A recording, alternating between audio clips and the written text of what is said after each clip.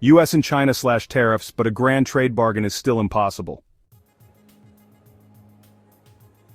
No concession will resolve what Beijing and Washington view as an existential struggle between competing systems, says Enodo Economics' Diana Choyleva. The speed with which the tariffs unwound suggests the trade war was causing severe pain on both sides. China's export machine remains a crucial economic pillar, while rising prices for everyday Americans have led President Donald Trump to lash out at corporate America to eat the tariffs. Still, the dramatic reduction in tariffs announced on May 12 exceeded even my expectations. Chinese President Xi Jinping's strategy of defiance appears to have paid dividends. His team achieved substantially lower tariffs, while making only concessions China was willing to make in the first place. Talks between Treasury Secretary Scott Bessent and Vice Premier He Lifeng produced a 90-day tariff pause, with the suspension of most China-specific punitive tariffs. This puts it on somewhat equal treatment with other U.S. trading partners. Chinese goods are now subject to a 30% additional U.S. tariff, down from 145%, and American goods are facing a 10% Chinese tariff hike, down from 125%. Coordinated diplomatic communication, for a change. China's delegation presented a formidable negotiating front, led by Mr. He, an experienced economic policymaker with close ties to Mr. Xi. Joining him were Vice Commerce Minister Li Chenggang, who formerly served as China's World Trade Organization envoy, and Vice Finance Minister Liao Min, who participated in the Trump 1.0 trade negotiations. This well-coordinated Chinese team was in contrast with Washington's more ad hoc assembly. Mr. Bessent brought Wall Street credibility, but his team is still finding its footing in the complex dance of US-China trade diplomacy to Mr. Trump's unpredictable beat.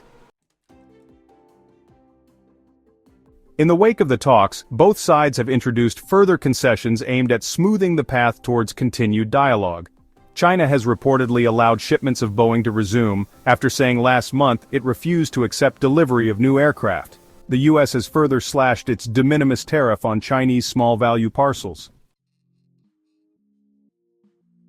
The coordinated announcement was notable for the absence of Mr. Trump's usual social media front-running, further reflecting China's preference for carefully managed diplomatic communication.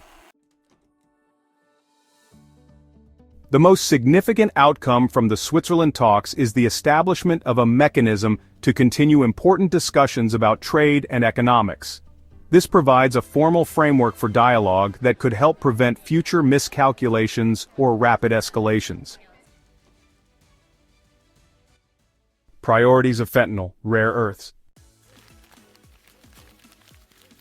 China's primary concession addressing fentanyl trafficking was delivered with diplomatic finesse.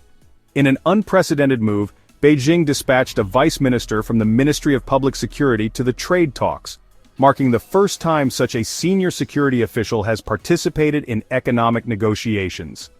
It signaled serious intent on tackling the issue with minimal economic sacrifice.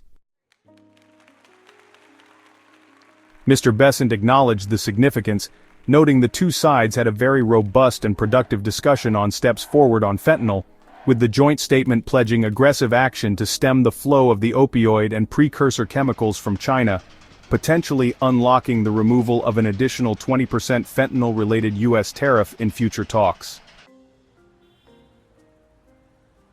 Beijing has also reportedly agreed to roll back non-tariff measures imposed since earlier this year, which might include export controls on rare earths, a priority concern for the White House.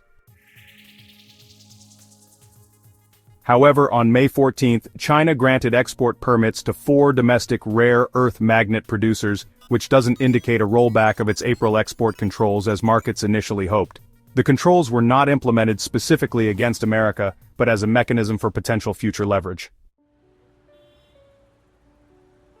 The permits do demonstrate that Beijing's licensing system is now operational, suggesting some U.S. applications may receive approval during negotiations to honor the ceasefire spirit.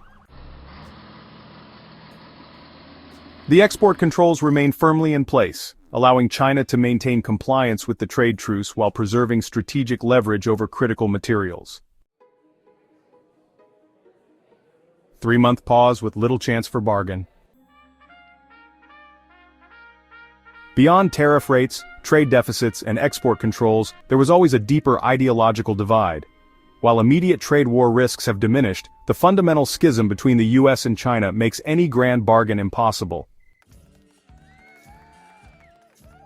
Xi Jinping's January statement in party journal Qiushi that Western countries are increasingly in trouble because they cannot curb the greedy nature of capital reveals a fundamentally adversarial worldview.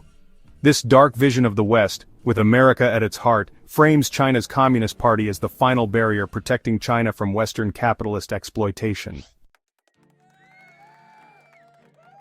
Meanwhile, the Trump administration's upcoming America First investment policy, planned expansion of the entity list, and more selective tariff strategies all point toward accelerated economic decoupling despite the temporary thaw. And despite Mr. Bessent's assurance to CNBC that the US doesn't want a generalized decoupling, but wants to protect strategic necessities.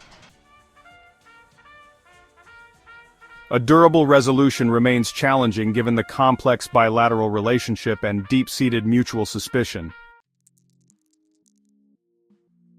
China now has a 3-month window to negotiate a broader arrangement. But one thing is evident.